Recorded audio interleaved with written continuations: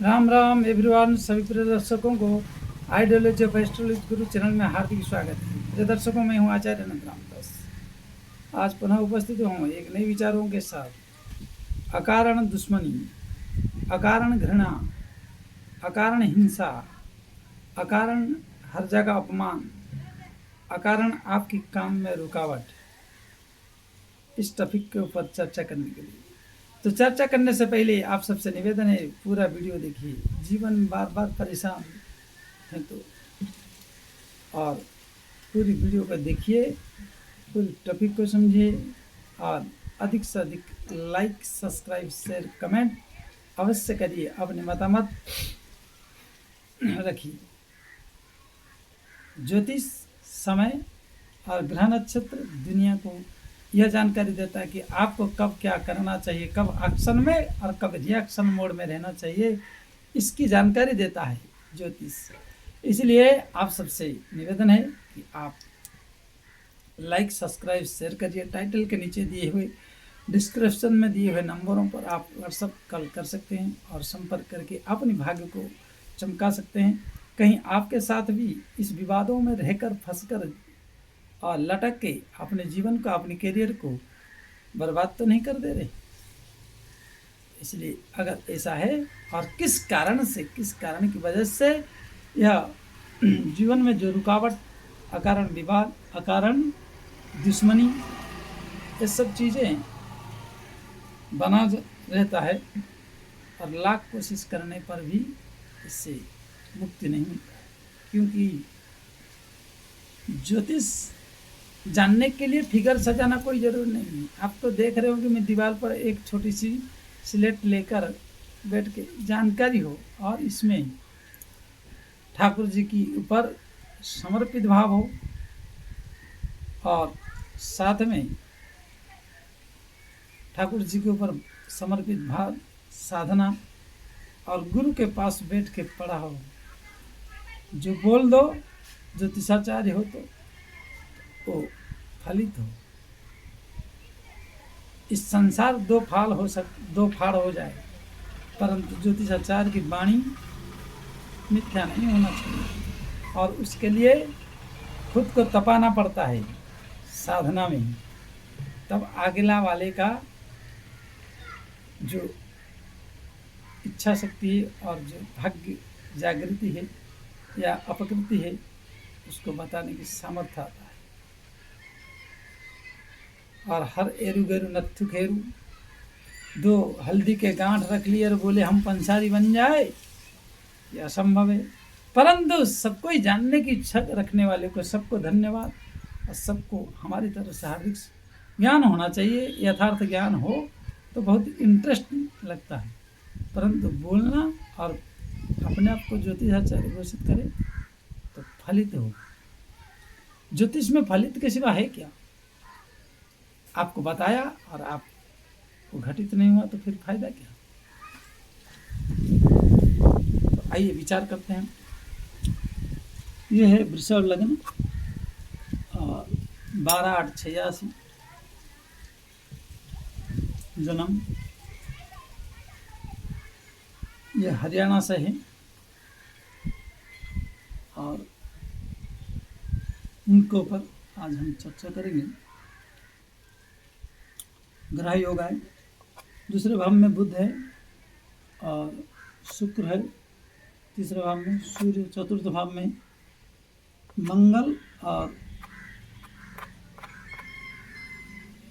केतु का रहना, षष्ठ भाव में गुरु का भाग्य भाव में और चंद्रमा अर्थात मीन राशि का है। ये रही ग्रह योग। इनकी प्रश्न था कि महाराज, हमारी जीवन में हर जगह किसी भी कार्य को हम शुरू करते हैं, किसी भी कार्य को करने जाते हैं, उस कार्य में हमारी जीवन 80-90% पहुँच जाता है। 80-90% उस कार्य को सफल अंजाम मिलने के मतलब एक दृढ़ निश्चय कर लेते कि अब हो जाएगा, अब हमें प्राप्त होने वाला है। और हमें मिलने वाला है, तब ऐसा कोई ना कोई कालचक्र, कुचक्र या शत्रु का एंट्री हो जाता है, जो अकारण ही वहाँ उस चैप्टर, उस विषय डाउन, तो उसका निराकरण और उसका फलादेश पहचान कैसे है। तो प्रिय दर्शकों, यहाँ पर सबसे उत्तम है कि वृषभ लग्न है। मैंने हमेशा कहता हूँ, संसार में अगर भगवान ने भेजा है तो वृषभ लग्न के व्यक्ति या वृषभ राशि के व्यक्ति या वृषभ लग्न वृषभ राशि के जैसे व्यक्ति इस संसार में बार बार नहीं पैदा होते हैं, और ऐसा कुंडली कम मिलता है। परंतु ये देश प्रेमी, धर्म प्रेमी और बड़े अंतःकरण से सरल रहते हैं। ये दूसरे के दुख नहीं देख सकते, परेशान रहेंगे, दूसरे के कष्ट को, दूसरे की क्लेश को। क्योंकि एकादश भाव में कुंभ राशि होना और स्वतः शनि का विराजमान हो जाना, यह 3, 6, 8, 12 या आय भाव में हो जाना, शनि का बैठ लेना, एक अवढ़र दानी, मतलब एक व्यक्ति इसको कोई भी लूट ले अगर शांति से, इसकी आज्ञा पालन करना पड़ेगा। सबसे बड़ी बात है कि सांड है, चाहे जितना मिट्टी इसको पटाकर उखड़वा लो, हल चलवा दो, अगर इसको उखड़वा दिए तो फिर तुम्हारी खेत में नहीं, दूसरे की खेत में हल चलेगी, जड़ से उखड़वा दो। विशेष करके इनकी सरलता को लोग बेवकूफता माने। वृषभ लग्न और वृषभ राशि, वृषभ लग्न वृषभ राशि वाले तीनों लग्न के तीनों राशि के जो बनता है, कुंभ राशि एकादश भाव में और दशम भाव में कर्म का और नवम भाव में भाग्य से होने के कारण ये विचार बनता है, और इसको लोग बेवकूफ अक्सर समझा करते काम निकाल के चले जाते। परंतु इस लग्न में, इस और वृषभ राशि का हो केवल, या वृषभ लग्न का हो, या वृषभ लग्न वृषभ राशि का हो, तीनों में से कोई भी हो, इनकी किसी भी तरह षष्ठ भाव में राहु का और केतु का षष्ठ भाव में होना, साथ में यहाँ मंगल हो, इस लग्न के लिए और इस राशि के लिए, वृषभ लग्न के लिए या वृषभ राशि के लिए या वृषभ लग्न वृषभ राशि के लिए एक नंबर मारकत्व है मंगल। छठे भाव को प्रतिबंधित करके बिना कारण उलझन पैदा करने वाले केतु है, और उसमें शत्रु राशि मंगल के राशि पर बैठकर दृष्टि डालना, अंगारकार, मतलब हर काम में अंगारत्व लाना,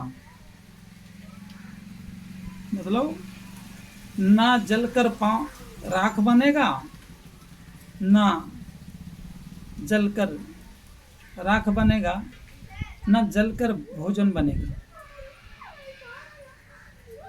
वो अंगार मतलब मध्यम में रख देगा, हर काम को बिगाड़ के रख देगा, और जिससे आप क्रोधित होकर 2-4 बात सुना दोगे वो काम और होना नहीं। यहाँ पर एक मीराबाई की पद है कि लकड़ी जली कोयला भई, कोयला जली भई राख, मैं तो अभागा ऐसा जला, कोयला भया ना राख।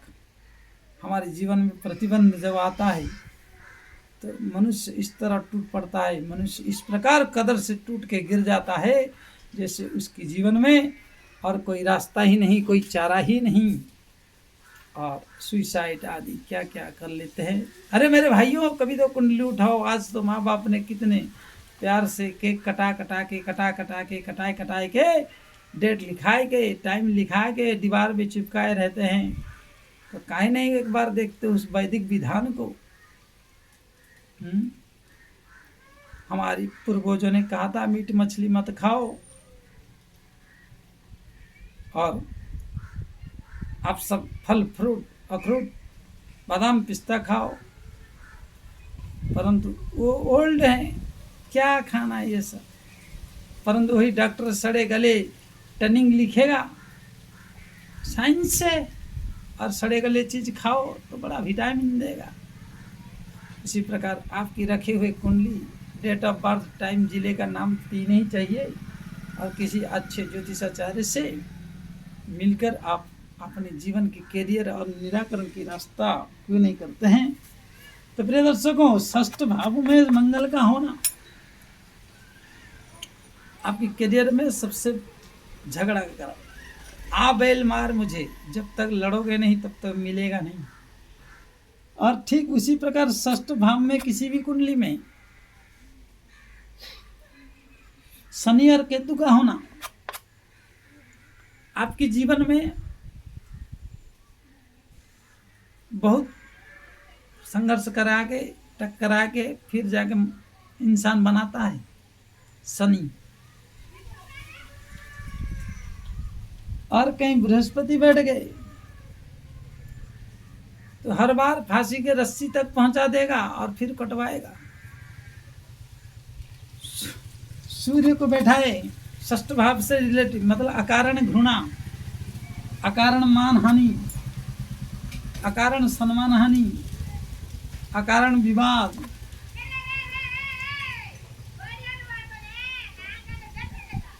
अगर चंद्रमा में बने, यहाँ केतु के साथ चंद्रमा विराजमान हो जाए तो हमेशा मन में शंका, षष्ठ भाव से केतु के साथ और राहु की दृष्टि में अगर किसी भी लग्न में किसी भी ये में हो, इन सब चीज़ों को ये पैदा वाली इसका जन्म लेता है। अगर आपके जीवन में भी ऐसी समस्याएं हैं, इस समस्याओं से अगर आप ग्रसित हैं और कोई रास्ता नहीं सूझ रहा है, तो आप अपनी कुंडली अध्ययन करके इसका निराकरण कराइए।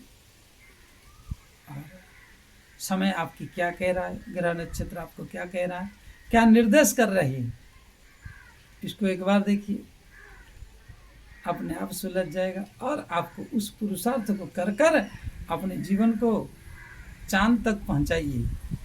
अरे चांदनी में क्यों फंस जाते हो, चांद तक पहुंचाइए। इसलिए दर्शकों, आज इतना ही, पुनः आगे फिर मिलेंगे। कैसा लगा, अच्छा लगा तो जल्दी से जल्दी जुड़ जाइए और लाइक सब्सक्राइब शेयर कमेंट अवश्य करिए। आप सबको जनता जनार्दन है, ज्योतिष प्रेमी और ग्रह नक्षत्र की दुनिया में विश्वास रखने वाले, मानोगे नहीं तो पीटोगे जरूर, इसलिए मान जाइए। जय श्री राम।